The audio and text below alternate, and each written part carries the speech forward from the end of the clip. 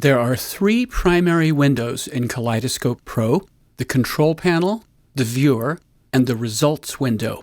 This quick tip is specific to the Results window when Kaleidoscope Pro is in batch analysis mode. When Kaleidoscope Pro does an Auto ID batch process, the Viewer window and Results window open automatically at the completion of the batch. The Results window is synchronized with the Viewer, so changing the currently selected file from one window will update the other. The Results window lists each recording from the batch process along with metadata, including some of the Auto ID analysis measurements. But not all of the data found in the Auto ID batch process is currently displayed. What we see here is the default column display. For example, the out file fs and out file zc columns are displayed, but since I didn't select the options to create wave or zero crossing files on output, these columns are empty. I'm also interested in seeing the characteristic frequency for each file, but that's not displayed. So I'll go to the File menu and choose Edit Columns.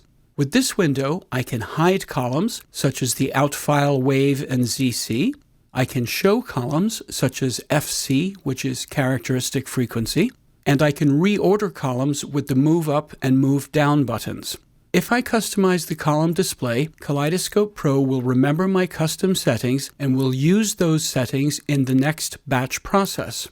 Here's a quick tip. When you do a batch process in Kaleidoscope Pro, any custom settings for the Results window are saved in the settings.ini file, which is also created by the batch process.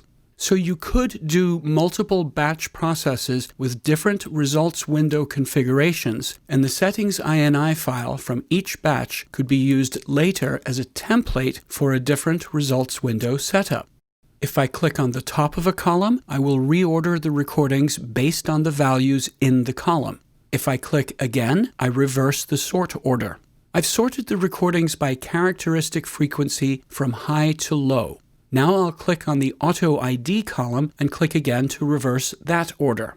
Now the Results window lists the recordings by Auto ID species, and within each species category, the recordings are then sorted by characteristic frequency.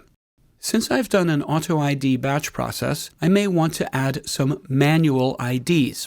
From the Viewer window, I'll create a custom ID and press the Return key. You can see my custom label has been added to the Manual ID column in the Results window. Other functions we can do in the Results window include doing a bulk copy of all the Auto IDs to the Manual ID column. Bulk ID of selected rows allows me to add my manual label to selected recordings. Bulk ID matching Auto ID allows me to select a single recording, and then when I add my manual label, it will be copied to all the recordings with matching Auto ID labels. If I want to make new copies of specific files, I select the files I like and choose Copy Selected Files. I can now choose a location to which I can paste those new files. The last three file menu selections have to do with saving as, saving, or changing the location of the underlying id.csv file. Let's take a look at that. Since I've just modified the results of the Auto ID batch process with Manual IDs, I want to save those results. If I forget to save and try to close the Results window, I'll get a message saying that if I don't save, I'll lose the editing work I've just done. So I'll cancel that message and choose Save from the File menu. Now I can close the Results window with no error message. In the Outputs directory, I see the id.csv file. This was created by the Auto ID batch process, and we've just been looking at the contents of this file in the Results window. I also see the meta.csv file and the idsummary.csv file. The meta.csv file lists the original input files and can be opened in the Results window. The idsummary.csv file cannot be opened in the Results window, but can be opened in a spreadsheet application. CSV is a common file format, so if I double-click on the id.csv file, that will cause my spreadsheet application to open.